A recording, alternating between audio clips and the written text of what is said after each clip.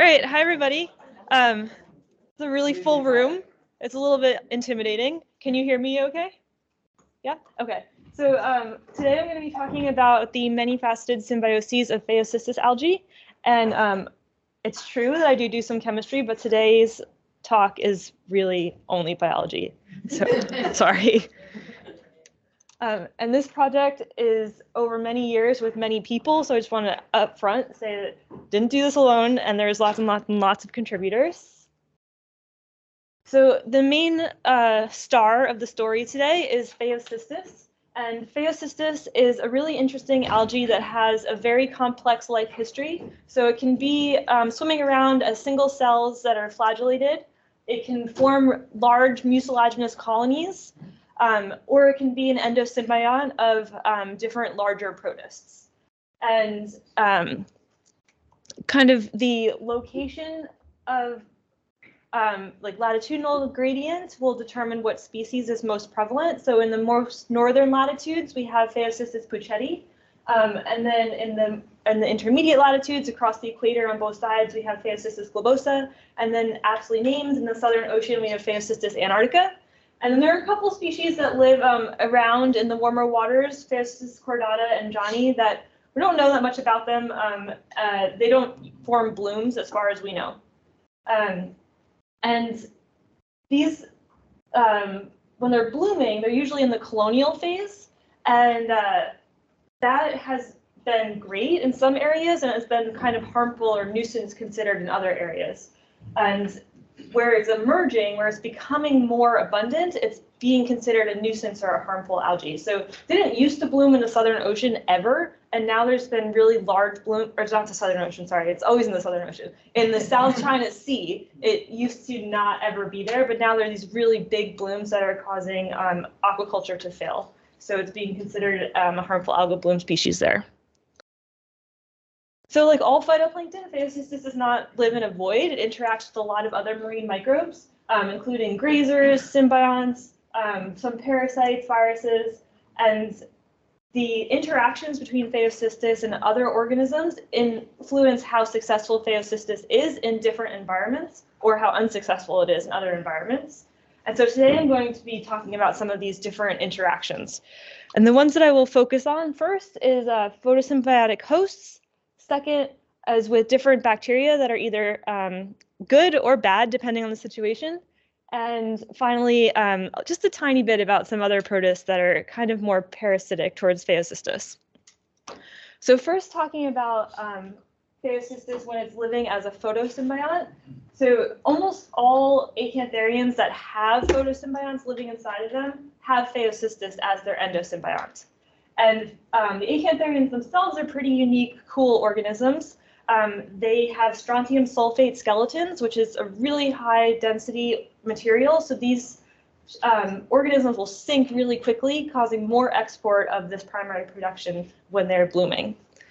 And a long time ago at this point, in 2012, DeSalle et al. Did a really great study that showed that the symbionts in an acantharian is related more to where that acantharian lives than to what species that acantharian is. So the biogeography is more important than any sort of species-to-species specificity.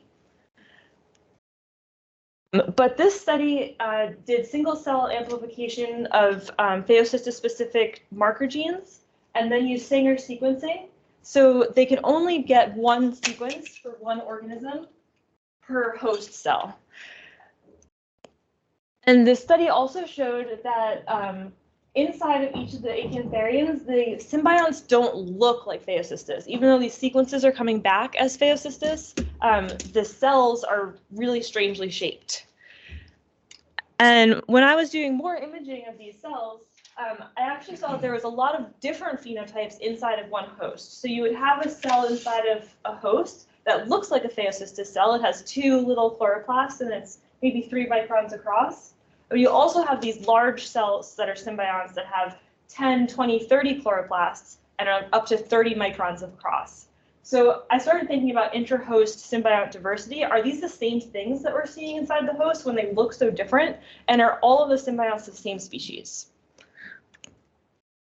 And I realized that this was really a question for next generation sequencing because we need to have sequences from multiple organisms inside of a single host.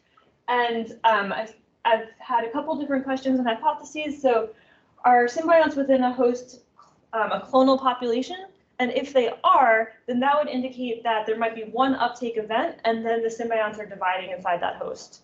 Alternatively, if the symbionts are genetically diverse, then there might be multiple uptake events and they're not dividing in the host. And then furthermore, does the symbiont diversity inside of the host look the same as the symbiont diversity outside the host? And if they are the same, then that could be an indication that they're just picking up what's available to them if it's a direct reflection of the available community. Or if they're not the same, then they could be holding on to those symbionts for an extended period of time and potentially showing some degree of selectivity or maintenance. So I collected a whole bunch of acantharians and I did single cell sequencing from about 45 acantharians, and then I also sequenced the background community in each of those environments. And so all of these blue ones over here are the communities inside of a host, and all of the black ones are the background environmental communities. So you can see that nice clear separation between the inter-host community and the extra-host community. And then you can also see, just by looking at these bar plots, that different symbionts are more or less abundant in the host compared to outside the host. So the pink, oops. I don't like to use these. The pink is really abundant inside of hosts and less abundant in the environment.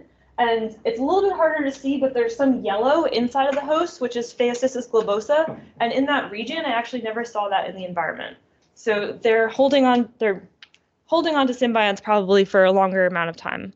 So we have genetically diverse symbionts, so multiple uptake events, and then we have distinct interhost and extra-host communities, which is evidence of maintenance or selectivity. So to investigate this a little bit further, I was trying to see basically if the hosts are eating the symbionts. So I used a dye called Lysotracker green that stains the digestive organelles, so any organelle inside the cell that is acidic if the cell is alive. So these cells are alive because the stain is working. And this will tell me if the symbionts are inside of a digestive compartment or if there's these little tiny ones that can release the digestive enzymes. If they are close to the symbionts, the lysosomes are releasing enzymes into the symbiont vacuole. And what I found is that the red symbionts are pretty separate from the green digestive organelles. So this is an indication that they're not being systematically digested or regularly digested. But this sets up a problem because if you're not going to digest your host, your symbionts, you still need to do something with them so they don't overgrow you. So you could also release them, but we've never, ever, ever, ever seen an acantharian let go of a symbiont. It doesn't mean it doesn't happen. That's why it's a dotted line instead of a full line, but we've never seen it. So this leads us to the only other option is that they're doing something to limit them from growing too quickly inside of the host. So in order to investigate this further, I used single cell RNA sequencing and a bunch of 3D electron microscopy to see what's really happening physiologically in each of the symbiont cells. And so this top figure here is a representation of the DNA replication pathway inside of a cell. And if the part of the pathway is filled in blue, that means that it's downregulated in symbiosis. And then the bottom thing is the cell cycle progression pathway inside of cells. And again, if it's blue, it's downregulated in symbiosis. So both DNA replication and cell cycle progression are downregulated in symbiosis.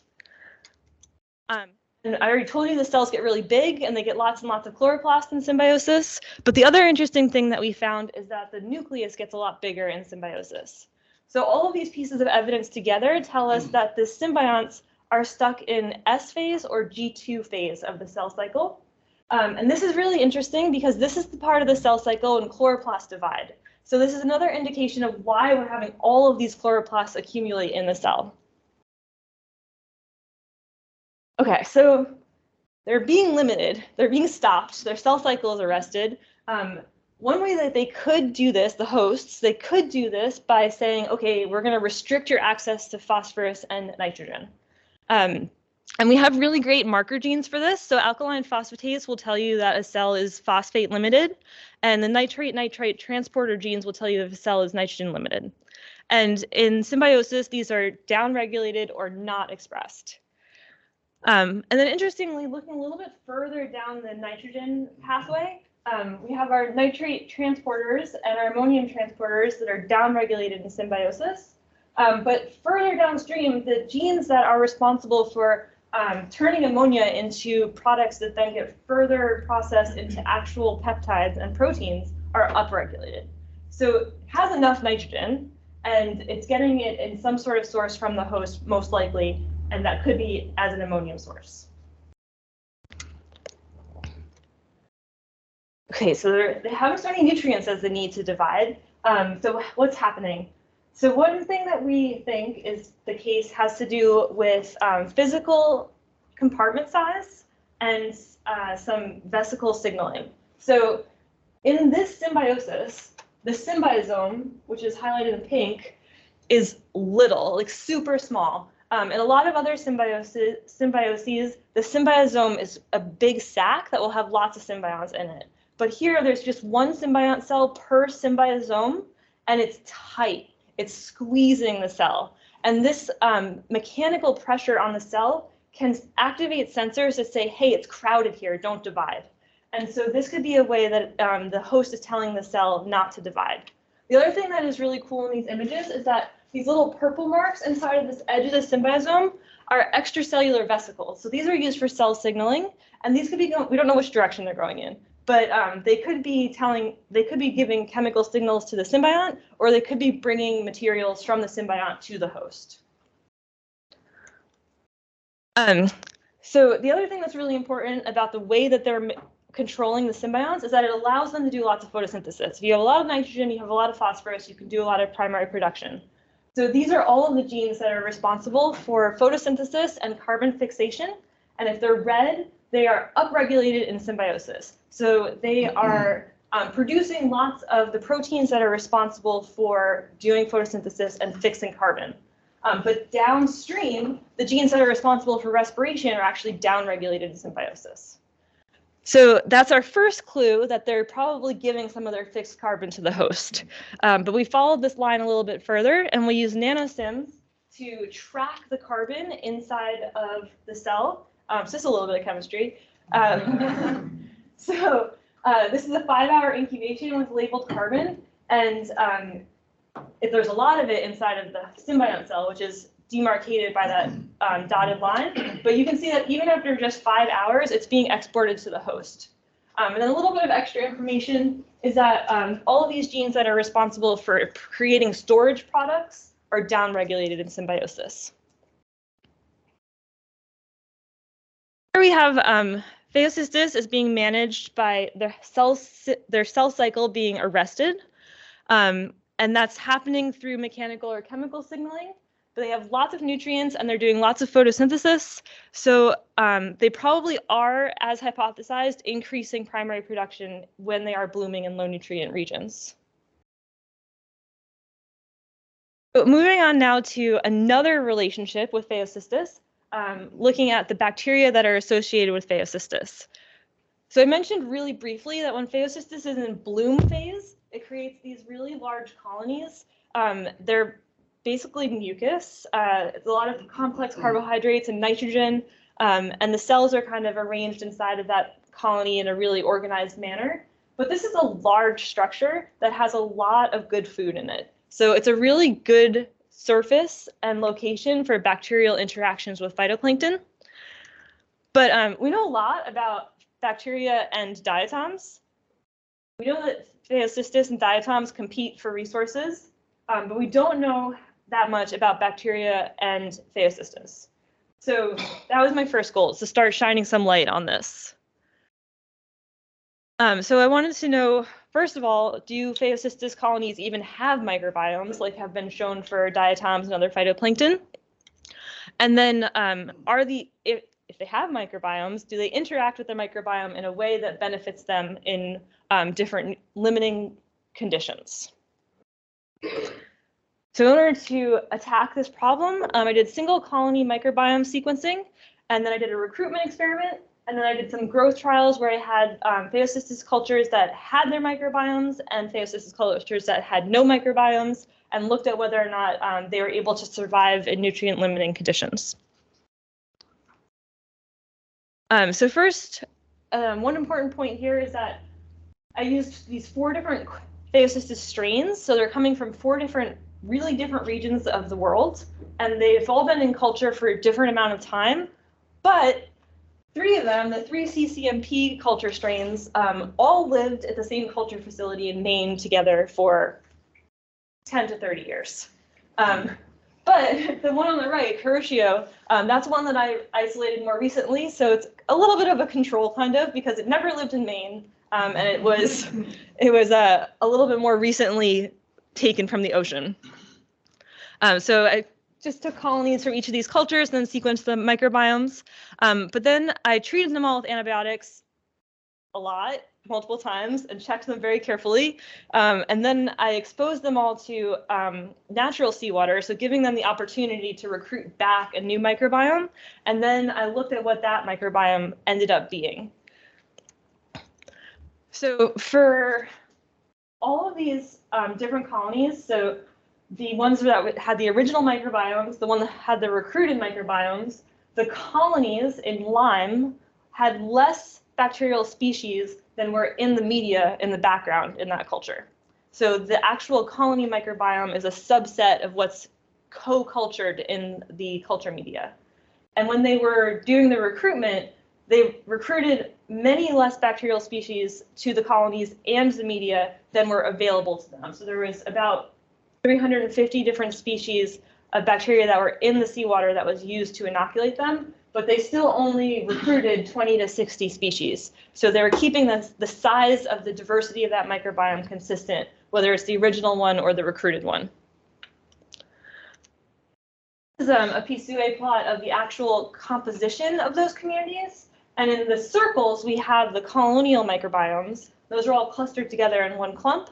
And then in the squares, we have the background media microbiomes. Those are separated a bit more. And then we have the seawater is down over here, which makes sense. It's a little bit more similar to the recruited media microbiomes, but it's still its own separate thing.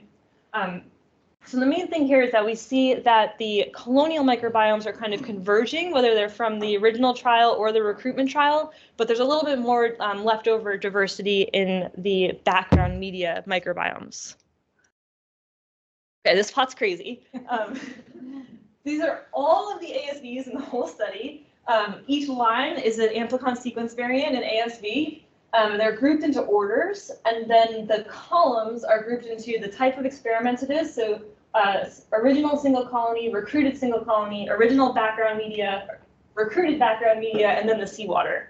And the main thing that I want you to see on this plot is just that there's stripes. So there are stripes that go across different parts of the plot that show that individual ASVs are core to different parts of this experiment. So single colonies in the original population had a core microbiome, and then the recruited colonies have another core microbiome that's almost the same but a little bit shifted in some places. And then the background stuff was similar between treatments, but it's not exactly the same between original and recruited. And so we have some really interesting actual bacteria that are part of these microbiomes that are already known to be associated with plant rhizospheres and are known to be able to make plant growth hormones, produce B vitamins, and produce siderophores, so maybe they're able to help with trace metal acquisition. So are these guys actually helpful? So I did an experiment where I had cultures that have their original microbiome, cultures that have no microbiome, and I exposed them to conditions where they had all the nutrients that they needed, or they didn't have any nitrate, or they didn't have any B vitamins. And first I found that if the culture does not have a microbiome, if it's azenic, it's able to survive without nitrate for a pretty long time, probably because it stores it in the colony matrix. But if it does have its microbiome, the bacteria compete with the Phaeocystis for nitrate, and the whole culture collapses. In the opposite direction, if the B vitamins are removed from the media, Phaeocystis that have their microbiome, that are non-azetic, are able to keep living indefinitely. But if they don't have a microbiome, then if they also don't have B vitamins, they die. So there's two different modes of interaction here, where the Phaeocystis microbiome will provide B vitamins if they need it, but if they need nitrate, the bacteria is just going to take it.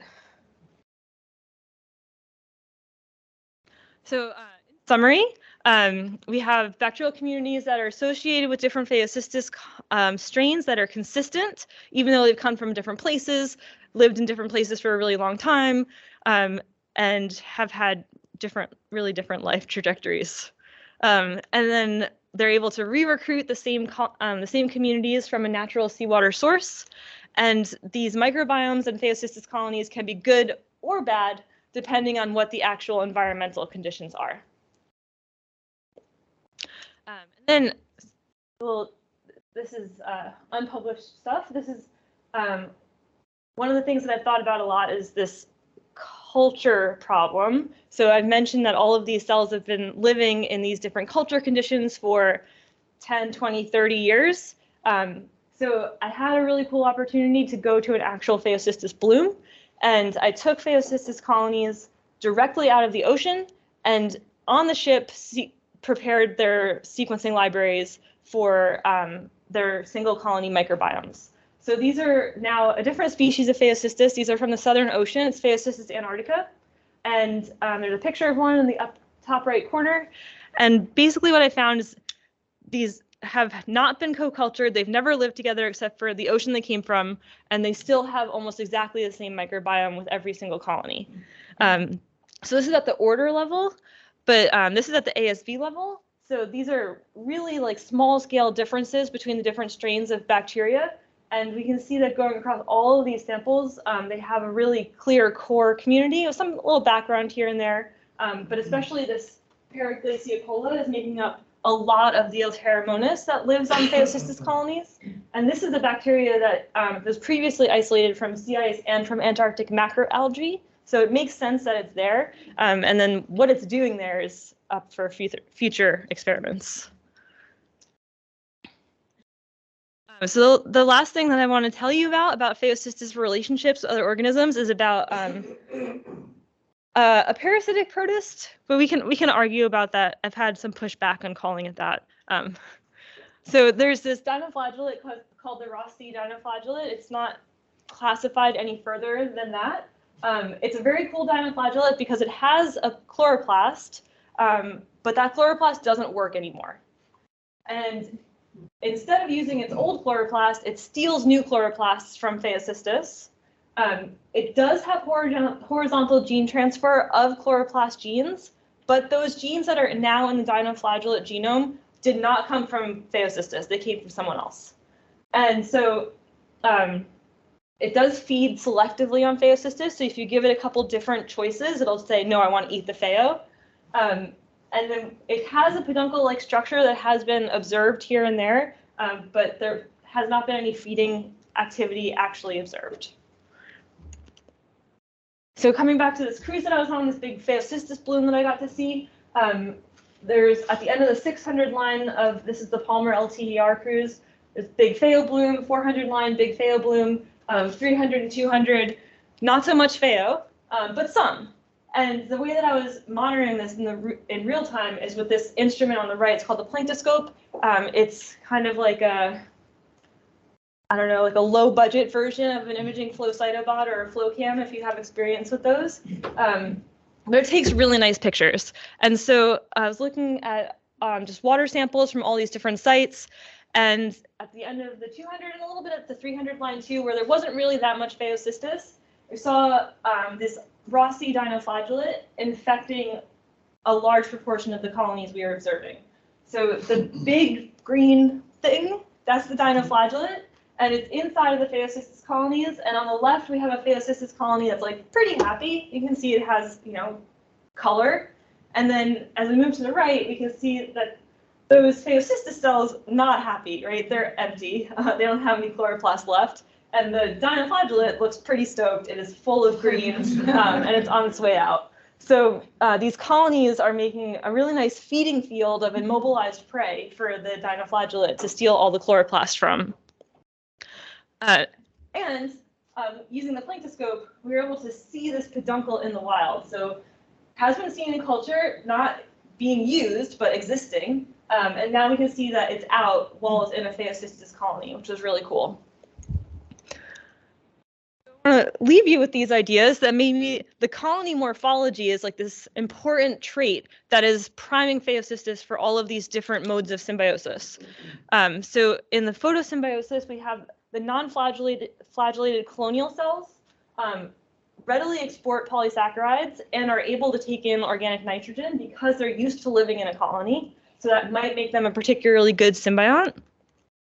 In the bacterial interactions, this colony structure is really key to providing substrate and also food for the bacteria.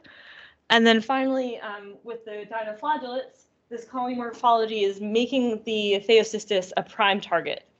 And looking into the future, we're going to be working with this data set from the Palmer LTER a lot more. So we're going to be doing metatranscriptomics, metaproteomics, and 16S and 18S amplicon sequencing to really dig into the physiology of all of these different organisms that are co-living and interacting in order to kind of determine the fate of the Southern Ocean phytoplankton bloom in the early spring. So yeah, I have a couple minutes for questions.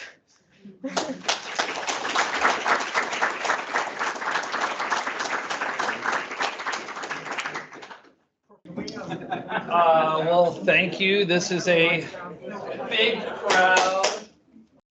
I have to say, I gave a talk like this at an international meeting in Berlin a month ago, and the room was huge, but did not contain as many people as today. So I'm going to talk about a mission in the Southern Ocean that I ended up managing unintentionally last year.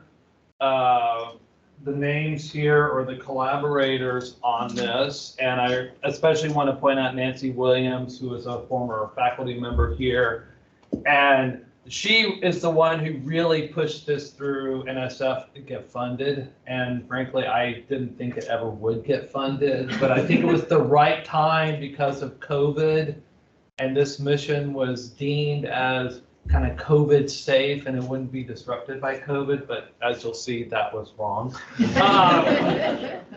And every mission needs a cool acronym, right? We never came up with one before the mission started, but we started calling it the SOS mission.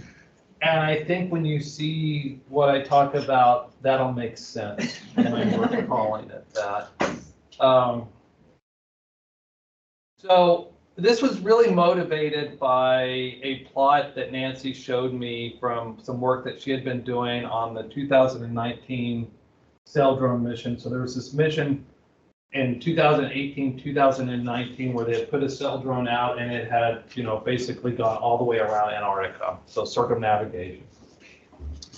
And it had actually intentionally missed most eddies because these are big velocity things that will cause it to drift off course.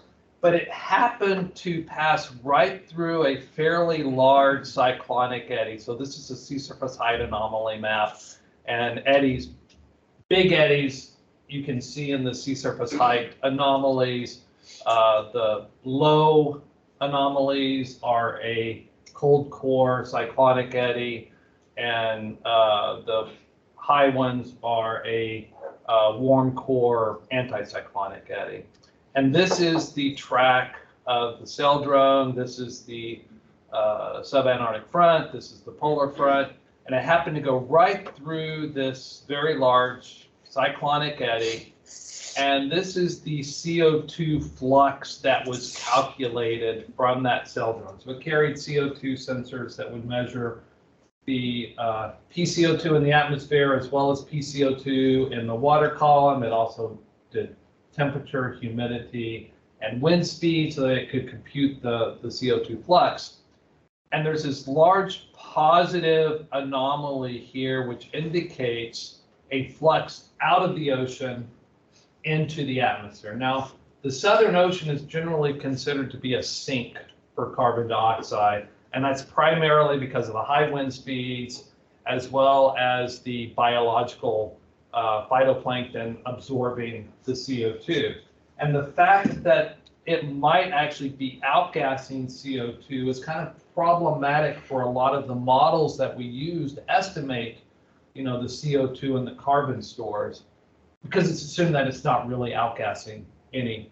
And there's a lot of eddies in the Southern Ocean. And so Nancy was thinking about a proposal to put in when she first got here, and I said, hey, we could do this. We can track eddies. If you could put a Saildrone out there, I can tell you which eddies to go for that are big, and here's some areas we could look at. So we got real excited and we put it in, and it got funded. Wow. The other thing that is important is that we were really focused on the winter months. And the reason we were focused on the winter months is there's no biology in the winter because there's no sunlight or very little sunlight. And we expected that perhaps the physics of the eddies could be dominating at that point. So I don't. This makes no sense to me going up and down instead of left to right. So here's just an idea of the eddy, and it makes sense that you might be getting outgassing in a cyclonic eddy because there's an upwelling in the core, a divergence at the surface, and so any sort of carbon dioxide that has been accumulated over time in the water column can get preferentially into the surface where it can interact with the atmosphere and be released. The same thing with an anticyclonic eddy, is it can actually better sequester carbon, right? And so this was our grand plan. So we identified two regions in the Southern Ocean and the Indian Ocean sector, where this one is, we call Sector A, and there's a lot of eddy activity there because of a seamount. And then we would transit generally along the polar front to this area B, which is downstream of Kerguelen, again, a region of a lot of eddy activity. The plan was to get one Saildrone here sometime in the April to May timeframe. There was another Saildrone from another project that we were kind of collaborating with called Sochic, led by a European group. They were more focused on heat flux measurements. That was going to be right around here in this region. And then our first Saildrone was going to sample here for about a month, then began transiting over here. The second Saildrone was going to follow about a month to 2 months later to the same areas, and we were hoping that we were going to be able to sample the same eddy with some sort of separation to see if there was any significant change in the amount of CO2 fluxes and things like that, right? And it was going to depart from South Africa and then be picked up in Australia. So that was the grand plan. This was the Saildrone. So this is one of the weather-hardened Saildrones with a smaller sail than had been used in the previous one. So this is the same type of drone that they put out for the hurricane sampling now. Lots of instruments on board. Of course, it had a wind speed detector, but that broke almost immediately, as it tends to do. The important instrument for this is this CO2 system that was designed and built at NOAA PMEL, and some other stuff down here that's relative to that. But this was the key instrument. And so this was on the first Saildrone, which 1038. The second Saildrone had the exact same suite of instruments, but it also had these radiometers on board to measure outgoing long-wave radiation, incoming radiation. That's for the other project. So anyway, this was the plan.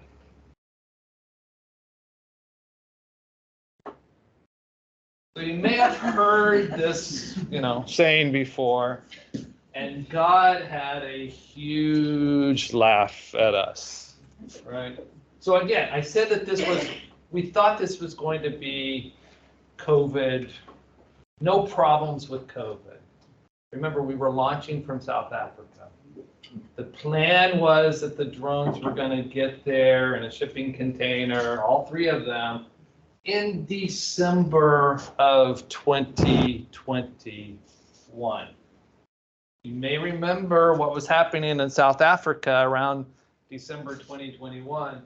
The new variant had kind of blossomed there, and they shut down everything. So our shipping containers had arrived, but none of the Saildrone engineers could get there to unpack them and deploy them. So they had this great idea. We resisted this idea, both me, Nancy, and Seb Sport, the other PI, because we thought it was a bad idea. But they knew a guy in Uruguay. And so they had the grand idea that Uruguay wasn't closed down at this point. They would just ship the containers, which had not been opened with the 3 Saildrones in it, all the way back across the Atlantic to Uruguay. Their guy would accept them, and then they would get their engineers down there, release them, and then the drones would be released from Uruguay, in the February 2022 timeframe, and sail across the Atlantic to the Sochic area, and then our drones would go off from there. Okay. That was the plan. Well, their guy and Saildrone had not contacted the customs, had not contacted the Coast Guard, and they kind of objected when they got this cargo thing with 3 drones in it that were going to be operating in their coastal waters, and they were not going to let them leave without some sort of certification that was going to take months.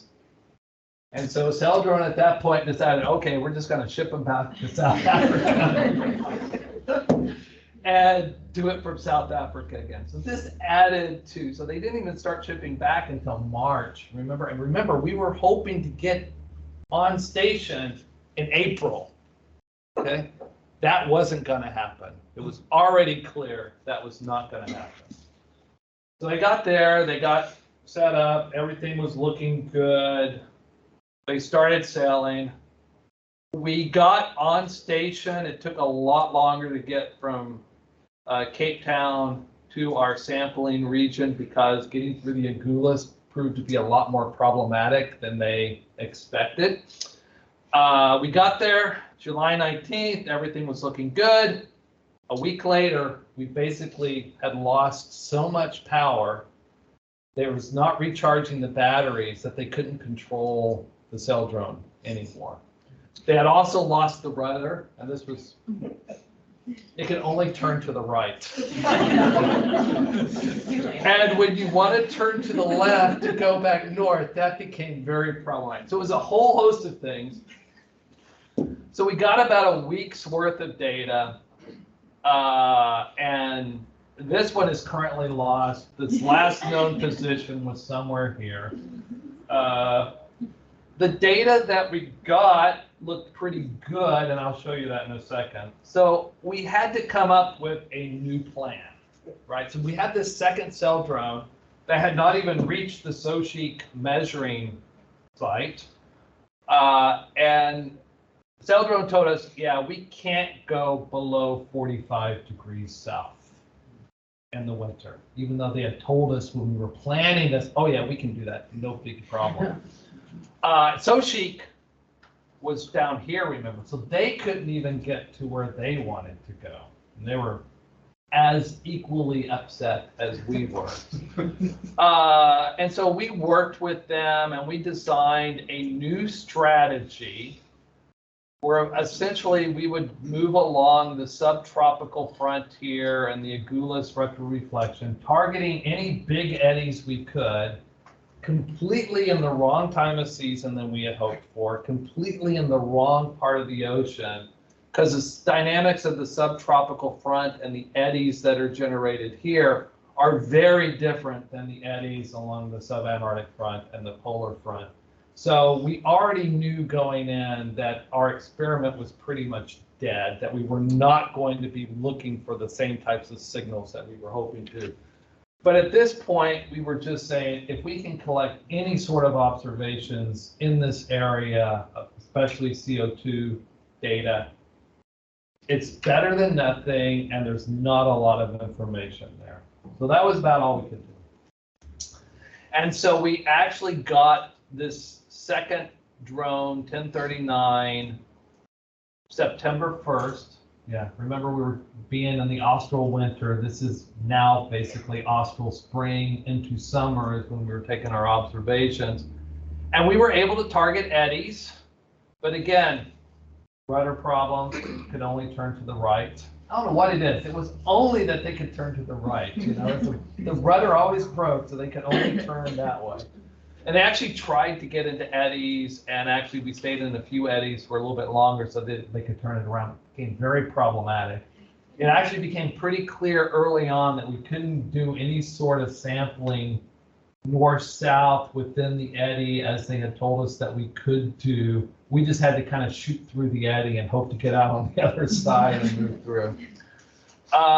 Finally, in the mission, again, was stopped on January 26th, about 2 weeks to a month before it was supposed to end, because they had lost the inertial navigation unit, which means that they could not really predict where the craft was going. And they wanted to be able to try to recover it and get it into Australia waters. And again, they had lost the rudder. So they wanted to start moving it towards Australia. And they were already also concerned that it was drifting too far south and losing power, and we were not going to be able to recover all the high rate data that was stored on the hard drive. So they wanted to start trying to download that. And we were able to download quite a bit of it. I think we got it through December 2022, but only for the non-carbon data. Unfortunately, that data had its independent hard drive that stored the higher rate data. So all we got was hourly sample data from that. You know, this is an idea about how we were managing the system. We created maps of eddies, and we would target an eddy. You know, these little crosses here are kind of the dots where we identified that there was an eddy. We tried to target the big one. So in this case, this is an eddy that we had just passed through. The little yellow dots are the Saildrone. And then we were on our way toward this eddy. And this was basically when they were telling us, no, you got to turn around because we can't go anywhere, because this was the eddy we were headed to. So let's look at the results. It's long. So this is for 1038, the one that we had the very short period of data. I put wind speed on here, as well as the measured CO2. Well, it's not a measured CO2 flux. What we measure is atmospheric PCO2, ocean PCO2, and then we combine that with a function that is actually strongly a function of wind speed to derive what the fluxes are. I want to point out here, and it should be pretty obvious, this anti-correlation between wind speed and CO2 flux. So essentially, when you have high wind speeds, you have high fluxes of carbon into the ocean. When you have low wind speed, you have low fluxes into the ocean. No time at this period did it become above zero, so there's no evidence of fluxes out of the ocean into the atmosphere during this time. Here's where we were starting to lose power, and so they switched the instruments to a much lower sampling rate. But again, that was a anticyclonic eddy, that was a cyclonic eddy, no obvious relationship between the CO2 fluxes and the eddy type. Moving to 1039, we were able to target about 15 cyclonic eddies and 20 anticyclonic eddies. But if you look at the actual track, so this is a blow up of this segment right here, you can see curvature in the track, which is probably indicative of a small eddy that it was trapped in that's not identified in the satellite altimetry data. So we suspect that there are more eddies that we sample. And so we're going to be looking at the ADCP data to try to identify smaller eddies that were not observable by the satellite altimetry so that we can try to see if there's any other relationships. And if we look at the CO2 fluxes, so this is actually just the PCO2 measured. So the first observation is this is the measured PCO2 in the water from the instrument along the way. Notice these two peaks. We think that they are problems because the system was losing a kind of gas that it uses for calibration right around here. And so we think that some of these spikes are not real signals, and we're probably going to flag them as uncertain. But the key thing here is that there is a climatology of PCO2 in the ocean that's been derived from a few measurements and models.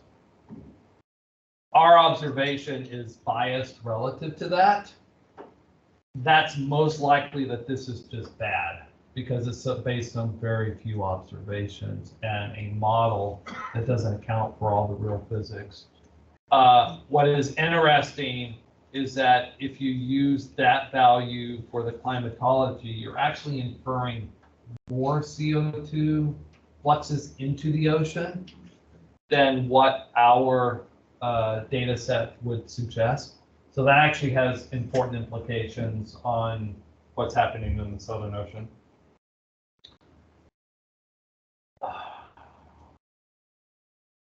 Here's the PCO2 fluxes. Again, here's the only places where it looks like there might be some outcasting, but we suspect that those are just bad data because of the problems with the instrument was starting to go wonky here.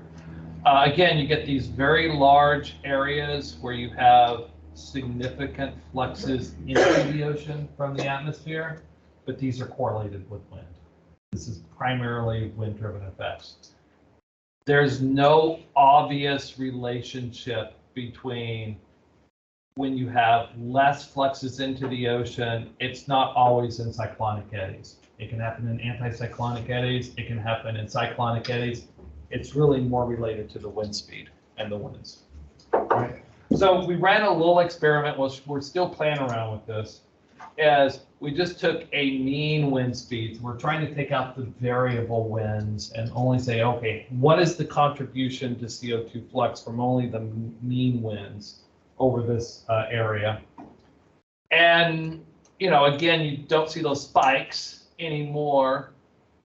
Much lower variations in the CO2 fluxes, but again, no obvious relationship between the direction of the eddy and the amount of fluxes that are going in, right? So, but again, all of these measurements were made in the spring and the summer when we had a lot of biology in the area and phytoplankton blooms. So that's going to definitely be contributing to the signal. So I'm not completely surprised at the result, but it's what it is. Just want to point out we have lots of other data. And so one of the more interesting ones is that we actually can see a nice diurnal cycle of chlorophyll in the data. And so, if someone's really interested in looking at diurnal cycles of chlorophyll, in this region of the ocean. We have some data that you might find. So with that, I'm going to stop.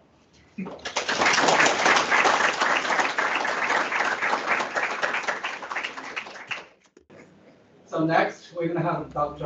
Brad Rosenheim talking about what's going on under the ice sheet in Antarctic. Take it away. Thank you. All right, thank you. You know, I don't have any hat. I don't have any snacks. I guess I was thinking, I guess somebody has to go after Maya, but I will make the request to Xuan Min to always make Maya go last in the future. So, just for the rest of us. Yeah, so many of you have heard about the project Salsa that I was involved in a few years ago, and this year we just had a bunch of publications come out, and we're sort of wrapping up this project, and I wanted to kind of give a summary of it today, and I purposefully gave it a more ecologically tilted title to hopefully bring more people in, but this was thanks to giving a talk to the Stallings group so that I could pick their brains for a little ecology and learn and try to think about this project in new ways. So this was a big project that occurred down in Antarctica during the austral summer of 2018-19. You can see some of the names here. I've highlighted some of our fantastic early career scientists who were students when this was going on and have moved on mostly. Obviously, a lot of different people involved. This is our science team, including carpenters and electricians and drillers and everybody else who helped us get this project done.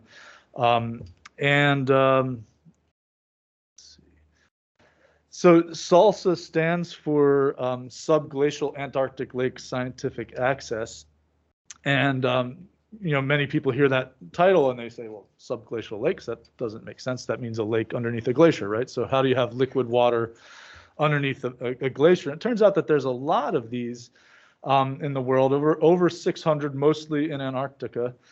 They were discovered originally just with aerial imagery and then sort of enumerated by satellite altimetry, where you could actually see through time the movement of the lake water manifesting itself on the ice surface, which was measured with satellites such as Cryosat. Some of these lakes are active, meaning that they're interconnected, and there obviously has to be drainage underneath the ice sheet. And others are isolated, and some are quite large, like, for instance, Lake Vostok, which many of you have probably heard of. It's actually the 6th largest lake in the world by volume, and it's completely underneath the Antarctic ice sheet. So zooming in on this area, this is the Ross Sea. It's a little bit smaller than the Gulf of Mexico. It's a big sea internal to Antarctica. It's covered by an ice shelf, which is delineated by this white line here. So all of this sea, most of the sea is underneath the ice. But at this white line, that's what's called the grounding line. And that's where the floating ice over the Ross Sea becomes grounded on the continent of Antarctica. And our lake that we were analyzing is right in this cluster here. So this is zooming in on that. This was Subglacial Lake Mercer, or Mercer Subglacial Lake, as it's officially called. We started calling it this and gave it the abbreviation SLM, but the official Antarctic place naming whatever tribunal made us change it to Mercer Subglacial Lake, but we still abbreviate it SLM. It's a little bit confusing, but this was going to be the deepest subglacial lake to be cleanly accessed. We had data that it was going through fill drain cycles. So the GPS data showed about 6 of these 6-year fill drain cycles over the time period that it was being monitored. And that's just based on the movement of the ice. So we weren't sure if it completely emptied, if it was just a fluctuation in the height of an otherwise deeper lake. But our goal was to sample both the water from the lake and the sediment samples from the lake bed underneath to sample this hydrologic system for the first time. And it was more than just exploratory. Hey, look at these lakes, they exist. Let's go find out about them. You know, we had a lot of hypotheses, and these were mainly transdisciplinary, where our group of scientists had ecologists, microbial ecologists, geologists, chemists, geneticists, and we kind of drew up this diagram for the proposal to show that everything is, from the ice to the rock, subglacial water, and the sediment is all tied together in this system, but we understand very little of it. But mainly we were interested in carbon cycling and ascertaining what would be the main source of energy in this system that would drive any biology that we found. Because obviously being underneath the ice, it doesn't have access to sunlight.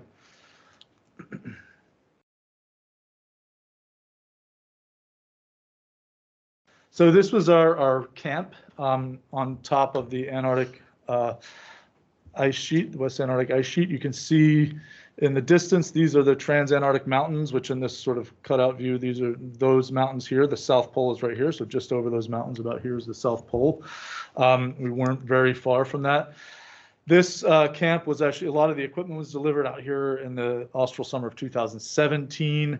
It was pulled in by these large tractors over the ice very slowly. And in sort of the fashion of a large train, they even pulled out gigantic bags, basically, of fuel to keep it going. This was the place where we ate. This was our doctor's tent, and this is where we lived. And unfortunately, the winds were coming from this way. My tent is right there. I didn't know that, so my tent kind of ended up looking like the one in the first slide. So, but the borehole, the lake, was right here. This was marked out in 2017. This is on an ice stream that's moving towards the ocean. So it's basically like we were floating on a river, if you will. It was moving at about 60 centimeters a day. So obviously we had to account for that when we put the equipment here in 2017 to make sure we were going to aim for being over the lake in the next summer. So the scientists were flown out here in 2018-19, right at the end of December of 2018. And to access this lake, we had to drill through the ice. We did that using hot water, basically a shower head. It wasn't much more complicated than that. This is a diagram of the borehole, and basically we have a heater to heat snow and melt it into hot water. We have a filtration unit to remove any biology, right? We have really big UV lights in the filters, and we took assays of that to make sure that we didn't have any, very few cells in this, so that when we accessed the lake using hot water, we weren't contaminating it and then just measuring what was in our drilling system. So that's what I mean by cleanly accessed. So we had to make sure this was very clean water, and it slowly melted through the ice. The diagram, the original plans were 30 centimeters, but a lot of our equipment was bigger than that. So we actually tried to do about 60 centimeters, but that's all controlled simply by how fast or how slow you let the drill go down. There's nothing smart about it to know. You don't even know what the diameter is going to be of the hole. So that was a little bit hairy. And this is just a diagram of all of the different filtration and UV system to make sure that we cleanly accessed the lake. This is all described in a paper about our project. And here's a little trip through the borehole. At first, we're going through the ice here with air. This is looking up at the UV collar. We had to sterilize all the equipment going through. We did that with peroxide and by passing it through this UV collar. And this is when we get about 100 meters down, 101 meters. This is the water at the surface of the borehole. So it's not the lake yet. This is what's left over from our drilling of the hot water. This is moving. It's usually faster than this, but this is actually the ice down at the bottom of the Antarctic ice sheet, and these are particles in there are sediment. And this is, you're looking at the bottom of the Antarctic ice sheet right here. This is ice with a lot more particles in it, a lot more sediment in it. And we call this, basically freeze on. And that's the bottom of the lake. That's the lake bed. Actually, pretty rocky, cobbly sediment that we were trying to sample. So my main role in this was in the sediment coring. We had to develop new techniques to be able to punch into that rocky, cobbly sediment. With not a lot of room to hold a lot of weight. Normally on a ship, you can make a very wide, what we call a core bomb that has a lot of weight and allows the core to punch into the sediment. But this is what we designed here. It was a very long core bomb. Instead, it was filled with modular weights and a pretty complicated system to allow us to free fall the core for a few meters and get a really high velocity, much more than a winch could provide. So that whole design had to be done, and we only could test this in air. We couldn't put this in the ocean because then the whole system, including the rope, would be contaminated. So we'd never tested it before we got it into this hole.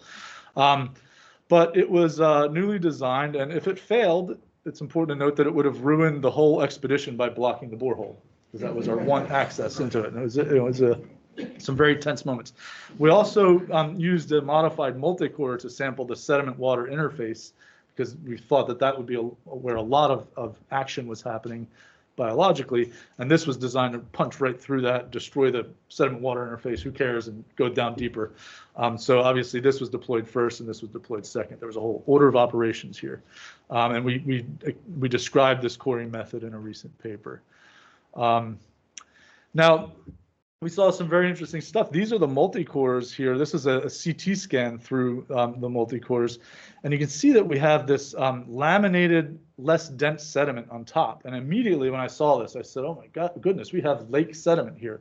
And that might not be surprising to you because we're going into a lake, but that had never been observed before. And this is more typical of subglacial sediment, glacial till. And you can see in our deeper cores that we have this unit here that's less dense and mostly cobble-free. So, immediately I started thinking, well, that must be an old lake in the same area that was then overrun by glacial sediment, and then finally a new lake formed. So we have no idea of the history of these systems, but in the literature, in a 2001 paper by Barclay Cam, they said that the cores from the ice streams, the same area we were, they had gone into areas that weren't lakes. They'd gone through the ice and gotten the sediment at the bottom of the glaciers. They said they were invariably, always be careful about using that word because somebody might come along afterwards and change, invariably consist of dark gray, wet, very sticky, clay-rich diamicton. All that saying, all they found was the same subglacial stuff that shows no grading, bedding, or other structure. In other words, geologists are very bored by that sediment. It doesn't give us much to work with, right? But this does, and this was a big change to what we thought was sort of predominant all over Antarctica. So we were able to use that sediment and do some analysis on it, and we made one key assumption that the laminations, the only process we thought could cause those that we were aware of in this environment would be these fill drain cycles. So if we assume that those fill drain cycles are,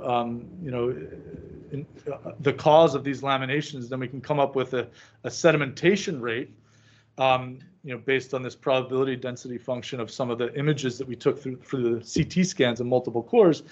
And by doing that, we come up with an age of this lake. And for those of you who are geologists, to come up with an age of 179 years is very dissatisfying because that's not very long. That's the blink of an eye in geology. But it's good to have come up with this, that this lake, this feature that we were sampling, was not that long-lived. Okay, so that's an interesting clue, and I'm going to go through several time scales here. And this was published in Geology by Matt Siegfried and my former student Ryan Venturelli earlier this year. So let's get into, that's sort of the life cycle of the lake, but let's get into what's actually living here. And this is a scary slide for me to present in this crowd, but this is from another early career scientist, Christina Davis, who's at the University of Florida. She did a lot of sequencing work. This is all from the sediments, and we identified plenty of microbial life in here. The orange circles are iron and sulfate reducers. We have green is ammonium oxidizers, and then we have methanogens in blue.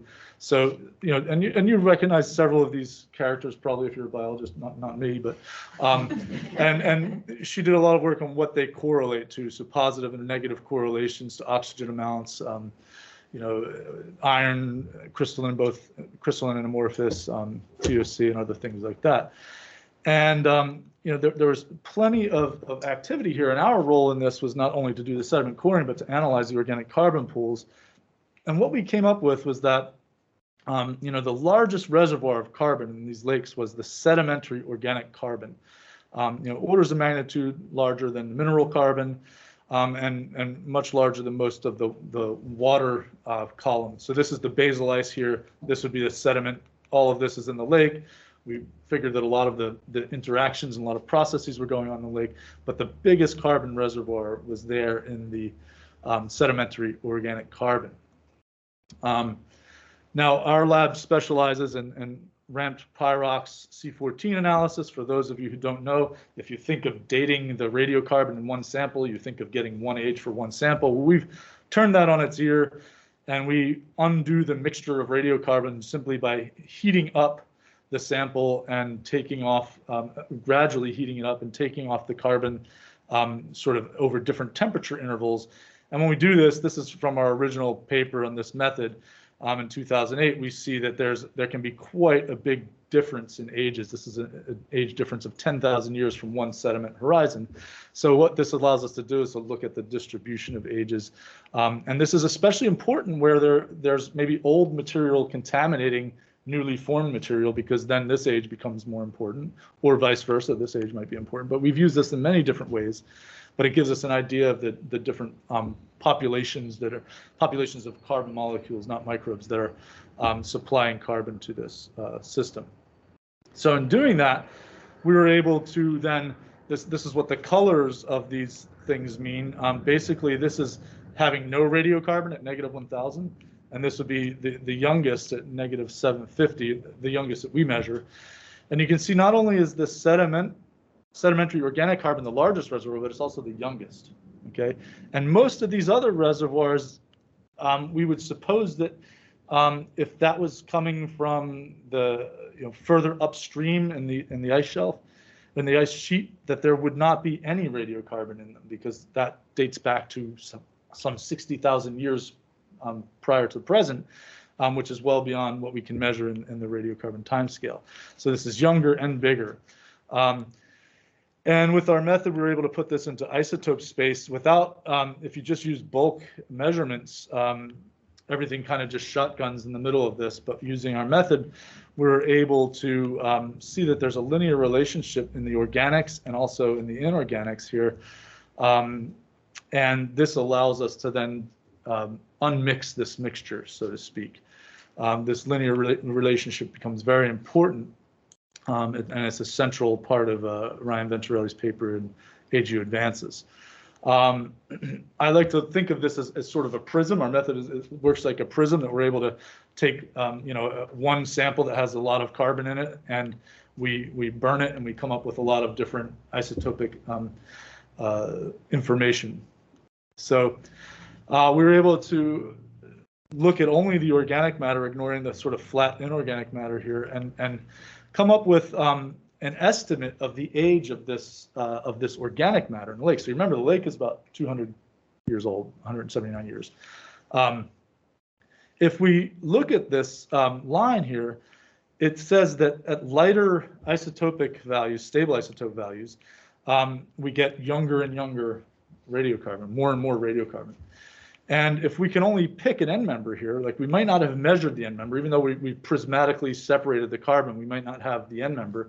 So what we did was we actually pulled out some individual compounds that we were able to work with and get stable isotope numbers. And the lightest thing we found, with our method was -31.2.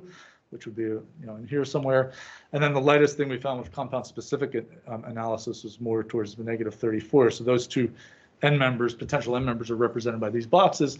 And from that, then you can do a transfer function to get radiocarbon and sort of a distribution function, or just from that we came up with an age of about, at the youngest, this was 6.3 thousand years ago. And what's interesting is, isotopically and with other evidence, the carbon that we're dating here is marine. It's not from the lake. That it jibes with the age of the lake of about 179 years, but that means that this was open to the ocean about 6,000 years ago. But when we look at the microfossils, so these are bits and pieces of diatom fossils here, it shows that these are much, much older than the organic matter. So these date back to, even though they're in bits and pieces, they can still be identified to species, and they date back to the early Oligocene or late Miocene, which is a span of roughly 30 to 20 million years ago. So obviously way outside of the radiocarbon timescale, and not related to the organic carbon, the marine organic carbon that we were dating with our method. In fact, these probably predate the expansion of the contemporary West Antarctic ice sheet before there was really an expansive Antarctic ice sheet. So we call that being diachronous, showing two different, very disparate timescales. So the sort of conceptual model that we have of this system is that at the last glacial maximum, some 20,000 years ago, ice flow carried the grounded ice, or the grounding line, all the way to the shelf edge near in the Ross Sea and off of the Saipal coast, what we now call the Saipal coast.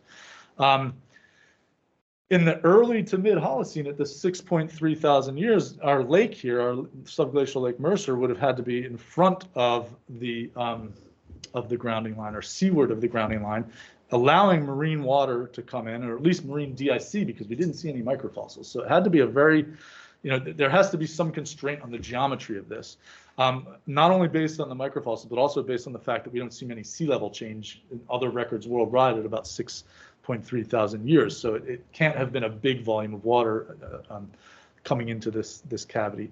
And there's what is now our lake. And in the present day, we have a subglacial lake, and we have a grounding line somewhere between where it was at the LGM and where we think it may have been sometime before. But the problem is we don't really know how far beyond the lake it went. And that's where we start to listen to the microbes and hear what they're telling us. And all of these are what was alive and active at the time that we sampled the lake. All of these are basically freshwater organisms, and some of them, the only place that we've seen similar things were in other, the only other subglacial lake that's been sampled, and that was just downstream of Mercer, and that was Whillans. So the marine incursion is what's fueling this ecosystem now. We think that young organic carbon is what these microbes are using for energy. But at the same time, that's the subsidy that was delivered by the marine incursion had to have killed off that ecosystem too, right? Because it's not an ecosystem that you would find in marine realm. But we can go even further with this, and we were actually able to feed some of these organisms with leucine, with labeled leucine, and we could calculate, the biological process using grams of carbon per day. And we could then use our radiocarbon remineralization, where we have the young organic carbon in the sediment, and we have some of that making it into the other dissolved carbon pools. And we're basically, in that case, in the leucine uptake rate, we're using labeled leucine, but in this case, we're using the young marine incursion as a label, a natural label, to see how long it took to get that carbon into the water column. And you can see that we're about an order of magnitude off in what we measured the cells doing, and what we see in our geologic samples. We also see less C14 in the laminated sediments that were at the top, and more in the water column DIC that indicate the preferential degradation of young marine radiocarbon from the top layer of sediment. This order of magnitude, we interpret this that it simply means that there needs to be a larger volume, because we calculated this based on the volume of the lake. But if we then assume that this is happening in the interconnected streams in the lake upstream and around, then we need about an order of magnitude more. And this gives us a rough idea of how far inland this marine incursion happened, okay? This is an example of a model. The lakes, by the way, are formed just being at the pressure dissolution point of water where it becomes a liquid, so that if the ice gets to a certain depth, it doesn't have to do with heat coming up and melting it. It has to do with the pressure more so. So using that, we can kind of calculate the interconnectedness of the lakes under the Saipal coast or West Antarctic ice shelf. So here the lakes are kind of in light blue here. I've circled Lake Mercer, but you can see that they go quite far upstream. You can have liquid water that would drain into these lakes. So we could potentially draw some area around Lake Mercer, and we'd have to stop when we get into these steep contours, because there you're going up the Transantarctic mountains. But at some point beyond this is where the grounding line traveled to in order to explain the data that we see. So in that way, the laminated lake sediments provide an estimate of the whole ice stream history, the whole ice sheet history, And it's because of that signature from the microbial processing of marine organic matter underneath. Now, the question of the Antarctic community for the last several years has been how much and how fast. And this gives us an idea of how fast by putting a time on it. And to actually be able to delineate that in the future would really get at how much of the ice melted, how far did it step back.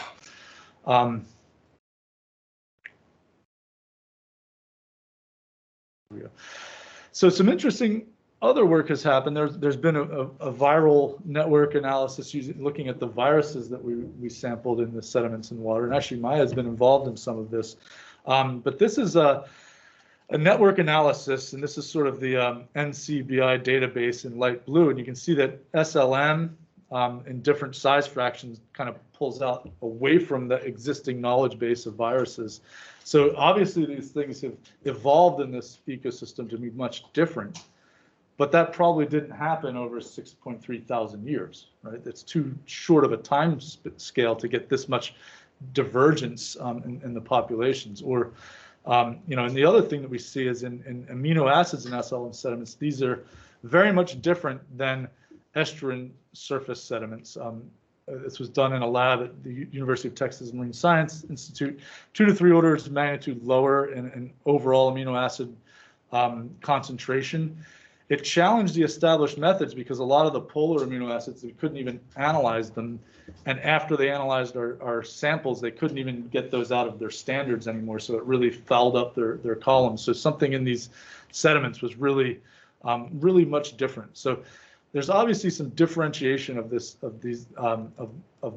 biology in this environment. So the marine incursion happened 6.3 thousand years ago. It delivers subsidies that are important to the current day, but it had to kill the existing freshwater microbial ecosystem. There's not enough time in those 6.3 thousand years to account for what we see in the divergence of the viruses. But